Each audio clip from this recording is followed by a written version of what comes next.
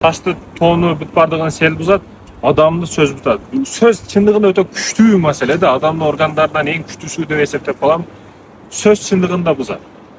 Бүгүн бул кимге? Ошо чала психологдорго, семьясы маселесинде иштеп аткан, өз ажырашып кетип, жарашын үйрөтүп жаткан кээ бир адамдарга анан билими барбы, билими жокпу, кээде уяты бар, уяты жокпу, эч нерсени эсепке албастан эфирге чыгып алып, төшөк маселелерге чейин жабык маселелерди ачып сүйлөп жаткандар, ошол нерсени көрсөтүп жаткандар, кино кылып тартып жаткандар, фильм, блогерлер, балагер болуп, кээ бир нерселерди жашырыштын ордуна ачык чыгарып жаткандар, силерден угуп кадимкидей таасир алат. Ошондуктан сөз адамзаты сөз тоо ташты сел бузат. Тоо ташты сел бузат деп бекерден айткан эмес.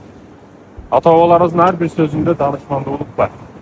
Ошондуктан ар бир нерсени билип, амал түрүндө, тажрыйба түрүндө көрүп, биринчи амал кылып, андан кийин айтканын аракет кылышыбыз керек.